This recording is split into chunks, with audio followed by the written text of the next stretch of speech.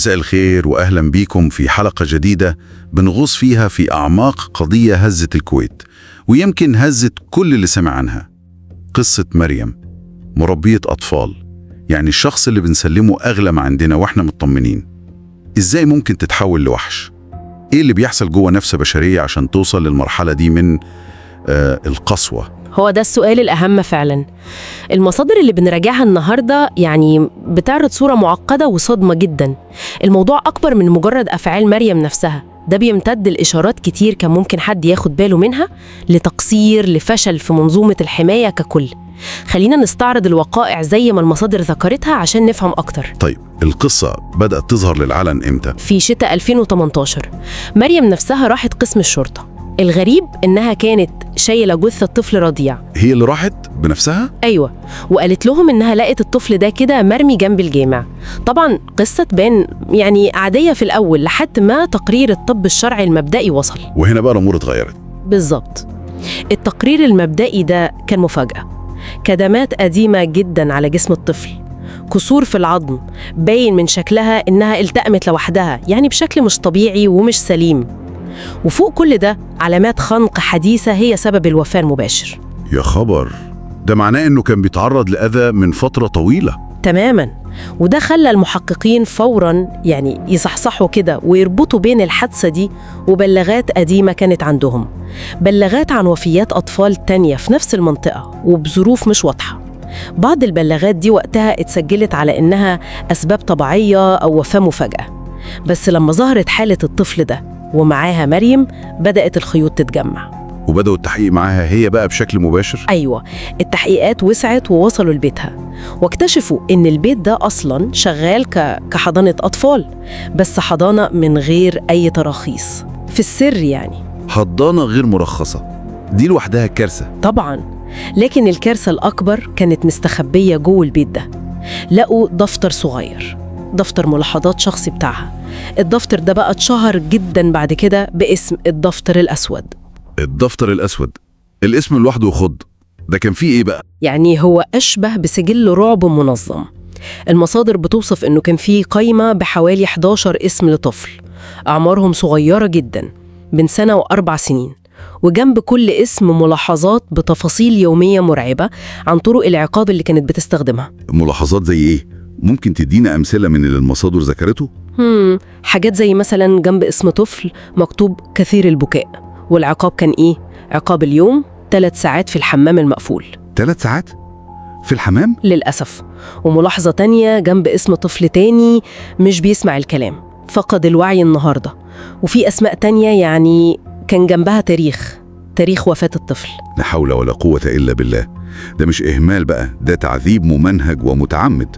11 طفل. هو ده اللي التحقيقات وصلت له، إن الموضوع ما كانش حوادث فردية أو إهمال عابر، ده كان نمط مستمر ومتعمد من الإيذاء الشديد، والدفتر ده كان الدليل الصارخ عليه. طيب، هل ده كان الدليل الوحيد ولا كان فيه حاجات تانية تدعم الكلام ده؟ للأسف كان فيه. المصادر بتقول إن مريم نفسها كانت مركبة كاميرات مراقبة في البيت، ممكن تكون عملت كده عشان تطمن الأهالي اللي بيسيبوا ولادهم عندها، تظهر بمظهر المهتمة بالأمان وكده. أيوة، منطقي. بس الكاميرات دي هي اللي فضحتها في الآخر؟ بالظبط. الكاميرات دي سجلت مشاهد صعبة جدا وقاسية فوق ما أي حد يتخيل. المصادر ذكرت مشاهد لطفل عمره 2 سنين مثلا محبوس في صندوق بلاستيك كبير مقفول عليه بالساعات، ساعات طويلة. يا ساتر، 2 سنين في صندوق. وطفلة تانية بتضربها وتحرمها من الأكل لمجرد إنها مش عارفة تمسك المعلقة كويس عشان تاكل لوحدها. مشاهد عنف وحشية جدا. أنا مش قادر أستوعب. طيب، رد فعلها هي إيه لما الشرطة واجهتها بكل ده، بالدفتر، بالكاميرات؟ وهنا بقى بتيجي الصدمة التانية اللي المصادر كلها ركزت عليها. رد فعلها كان بارد بشكل مخيف، وهي بتتحقق معاها كانت هادية تماما. ولما واجهوها بالأدلة دي قالت جمل زي كلهم كانوا مزعجين، محدش فيهم بيسمع الكلام أصلا. بتقول كده بهدوء؟ أيوة. ولما المحقق سألها تحديداً عن طفلة معينة ماتت بعد ما حبستها في الحمام فترة طويلة، ردها كان أبسط وأفجع. كانت بتعيط كتير قوي وبعدين سكتت خالص. ده كان أفضل ليها وليا. لا إله إلا الله، ده كان أفضل. البرود ده مش طبيعي. هل كان في أي تفسير نفسي للحالة دي؟ المصادر فعلا أشارت لده. تم تشخيصها طبيا ونفسيا باضطراب الشخصية المعادية للمجتمع أو الأنتي سوشيال بيرسوناليتي ديسوردر، وده ممكن يفسر جزء من البرود الشديد ده، عدم التعاطف الواضح، الميل للعنف، وعدم الإحساس بالذنب. بس هل ده معناه إنها ما كانتش مسؤولة عن أفعالها؟ يعني الاضطراب ده يعفيها من المسؤولية؟ لا خالص، ودي نقطة مهمة جدا أكد عليها الخبراء النفسيين والقانونيين في المصادر. التشخيص ده بيساعدنا نفهم السلوك، لكنه لا يعني أبدا إنها كانت غير واعية أو غير مدركة لأفعالها ونتائجها. هي كانت مسؤولة قانونا بشكل كامل. الاضطراب ده مش جنون يرفع المسؤولية الجنائية، وعشان كده المحاكمة أخدت مجراها الطبيعي. والمحاكمة انتهت بإيه؟ إيه كان الحكم النهائي عليها؟ المحكمة أدانتها بكل التهم الموجهة ليها: القتل العمد المتكرر والإيذاء الجسدي الجسيم، والحكم النهائي كان السجن المؤبد. السجن المؤبد؟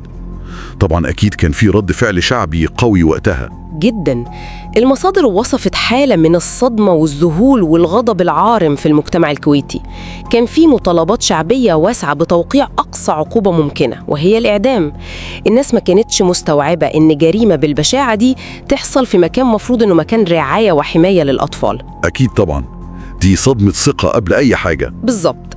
والقضية دي زي ما المصادر وضحت فتحت نقاشات واسعة ومهمة جدا ومؤلمة في نفس الوقت.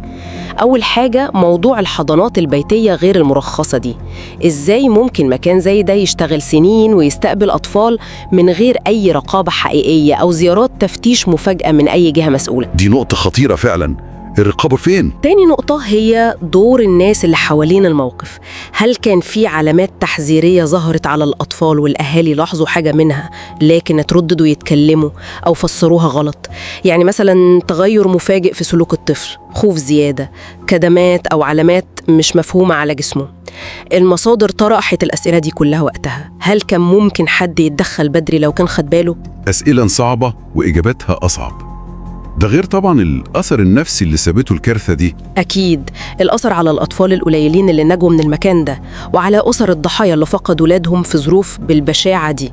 صدمة محتاجة سنين طويلة للتعافي منها لو حصل تعافي أصلا. فعلا القصة دي بتفضل تتردد في الذاكرة كمثال مؤلم جدا لإيه ممكن يحصل لما الثقة تتحط في المكان الغلط، وإزاي أبشع صور الوحشية ممكن تتخبى وتدارى وراء قناع هادي ومظهر رعاية كاذب. وده يمكن يخلينا نسأل نفسنا سؤال أخير بناء على اللي قريناه في المصادر دي: هل إحنا فعلاً بنعرف نسمع الأصوات اللي مش بتقدر تتكلم؟ الأصوات الصامتة؟ أصوات الأطفال اللي ممكن يكونوا بيعانوا في مكان ما وإحنا مش واخدين بالنا؟ إيه الدروس الحقيقية اللي لازم نتعلمها عشان نضمن إن أماكن زي الحضانات دي تكون بجد يعني مكان أمان وحماية، مش فخ أو خطر مستخبي؟